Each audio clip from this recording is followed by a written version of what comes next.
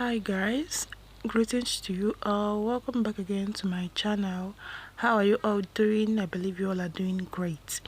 I am here with the fiction story. That is the last part of this story that we've been sharing for weeks, which the title is Unexpected Love, written by one of Imaru's shippers. This has been a long story. It has been amazing. It has been interesting. It has been educative. Yes, if you followed this story together with us, you will believe all this I'm saying. Yes, you must have learned one or two things from this story. It is lesson packed. But in case this is your first time of joining, just go through my video uploads. You will see them there. So before we move into the final part I came with, please, if you've not subscribed to my channel, kindly subscribe. Turn on the notification bell by the side of the subscribers button, that whenever I drop my videos you will be the first to be alerted. And to my returning subscribers, I thank you all for sticking around. I thank you all for reading all my stories. I thank you all for liking my videos and also recommending this channel to people out there. One love. Emma prepared the surprise for Rose since it's Valentine. That day they went to work as they normally do. When it was evening and time to knock off, Emma said, "Babe, where are you right now?" Rose said, "I'm about to leave the office." Emma said, "Please come straight to this address." He gave her the address. Rose said, "Anything special?" Emma said, "Babe, just come." Rose went straight to the place that Emma told her, and when she opened the door, she was kinder surprised and amazed at the beautiful decoration in the room. Emma said, "Do you like the enjoyment?" Rose said, "It's beautiful, babe." She went and kissed him. Emma said, someone is overwhelmed. I see, but you need to freshen up before anything else." Emma helped her, removed her clothes, and went to the bathroom and freshened up, and now she is back. Emma said, "You must be very hungry, so food first." Rose said, "Sure, babe." They both dished the food, and after eating it, it was time for dessert. There was a cake there. Emma took a piece of the cake and fed Rose, who noticed something strange in her mouth as she was eating it. Rose said, "What's this?" removing something in her mouth, and she looked at it and said, "Babe," with so much excitement. Emma said, "Yes, will you accept to be my wife forever?" Rose said, "Of course, I accept, babe. Wow, the ring is beautiful." Emma said, "It's because you deserve the best." She hugged him so tight. Emma said, "Share me a cake, will you?" Rose said, "But you can take the piece there." Emma said, "I want it from your mouth."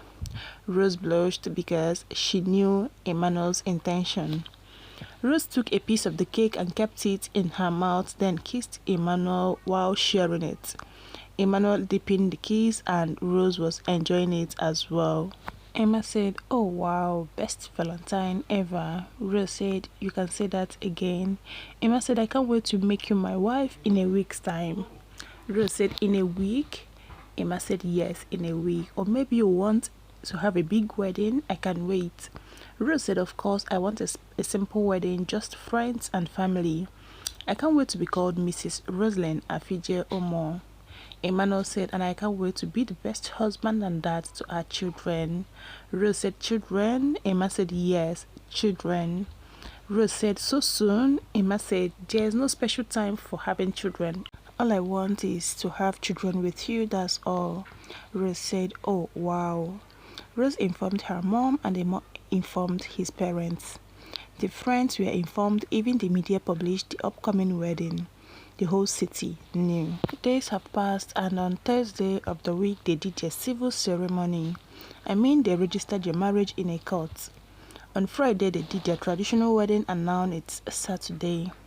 Emma and his people arrived at the church waiting for the bride to arrive with her friends. Emma was at the altar pacing up and down waiting for Rose. Time was passing and no sign of Rose was showing. People began to murmur in the church until Rose's driver entered the church while running. He was breathing heavily. Emma said, "Driver, where is Rose?" The driver said, She. Emma said, "She is what?" Driver said, "She has been kidnapped." Emma said, "What? When? How? And by who?" Driver said, I don't know. They were armed men wearing a mask. Emma couldn't believe what has happened at his own wedding. Social media were there and things were getting entangled. Rose's kidnapping news was everywhere. Emma called the police and informed them. Hours have passed and Rose was in a dark room. She was unaware of the place she was. Soon after, she heard the voice of a man.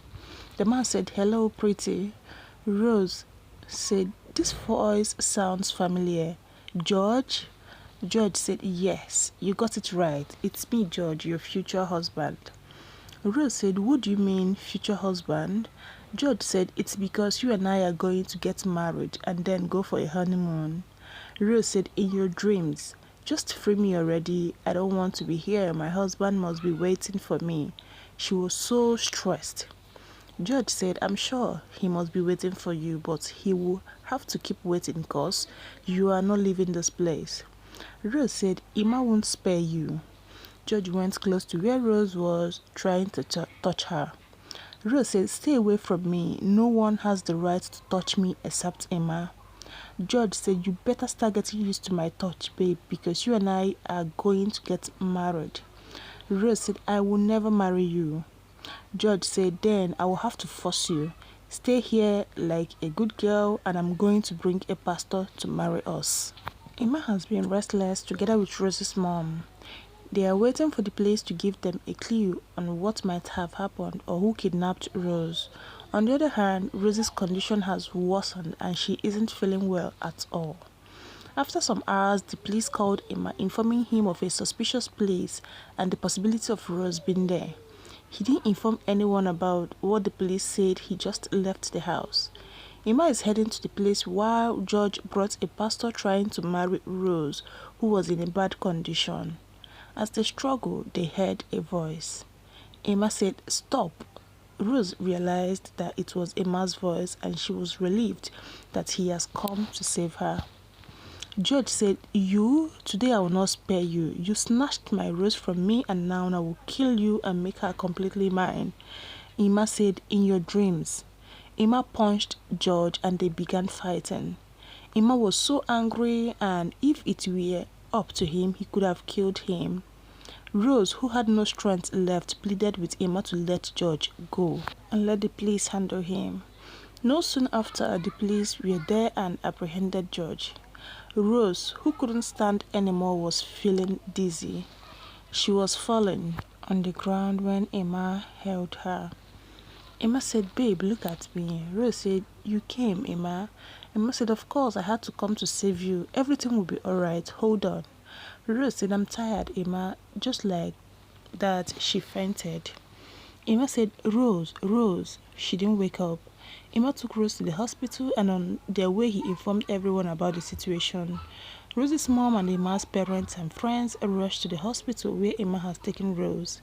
The doctor who told Emma to wait outside was checking on Rose and performing necessary tests. Emma kept on pacing outside the hospital. Everybody reached there and Emma told them what happened and now they are waiting for the doctor. The doctor came out of the room. Emma said, "Doctor, what's wrong with her? Is she going to be alright?" The doctor said, "Calm down." Emma said, "Doctor, tell me what's wrong with her." "What do you mean?" "Good news?" Doctor said, "Rose is 2 weeks pregnant." Emma said, "You mean I will be a dad?" The doctor said, "Congratulations, sir." Emma said, "Thank you, doctor, for the wonderful news. Can I go and see her now?" The doctor said, "You can go, but don't disturb her. She is resting." Emma said, "Alright, doctor." Everyone was very happy upon hearing the news. Emma entered the room where Rose was still asleep. Emma said, "Wow, babe, you gave me the best news ever. We are going to become parents real soon. I'm so happy." Rose couldn't help but wake up at the sound of Emma's voice. Rose said, "Babe, what happened? Why do you seem so happy?" Emma said, "Well, it's because of you. You are going to make me a dad." "I mean, you are 2 weeks pregnant, babe," kissing her face. Rose said, "Is this true, babe?" Emma said, "Yes, the doctor just informed me. That's why you were so weak. I blame that good for nothing George for what he had to go through, but anyways, I'm happy upon discovering the news." Rose said, "I'm also happy, babe. I'm so sorry for our ruined wedding. Emma said, it doesn't matter anymore, babe. We will get married when you are fine, okay? Rose said, "Oh, but I'm feeling fine. I want to get over it. Let's do it at home tomorrow." Emma said, are you sure? Rose said, yes. All I want is to become your wife and live a peaceful and happy life. Babe, that Shasha and George are out of our lives. Emma said, you're right. Rose was discharged the other day. They got married. Now they are married and Rose is expecting. They feel that their life is complete now. Since everything seems to be in its place, Rose and Emma have embarked on their journey together as a family, wishing them a happy married life and prosperity. Wow, we've come to the end of the story, Unexpected Love. This title fits the story because from the beginning, while they were still in college, if you had to ask Rose, then she won't believe that she's going to be a girlfriend to Emmanuel, whom many girls are dying to be with. But in all that, Emmanuel approached her and everything kicked off from there. The same guy that almost all the girls in school then were dying for, and she in particular, people are even distancing themselves from her. You see how the whole thing turned out now. And as for George and Shasha, it serves them right. Yes, love is not by force, and you can't force someone to love who he or she doesn't want to love. Yes, you allow it to grow naturally. George wanted to force everything, likewise Shasha, but it didn't work out for them. So guys, this is the end of this story. I believe you all learned one or two things from the story. I will be coming back again with another beautiful story. Yes, you heard me right. I will do that. Just do me this favor and tell people about this channel so that they will come and join in the next one that I will be bringing. Okay? Do take care of yourselves, and also remember that my name is Doris. Till I come your way next time. Bye bye.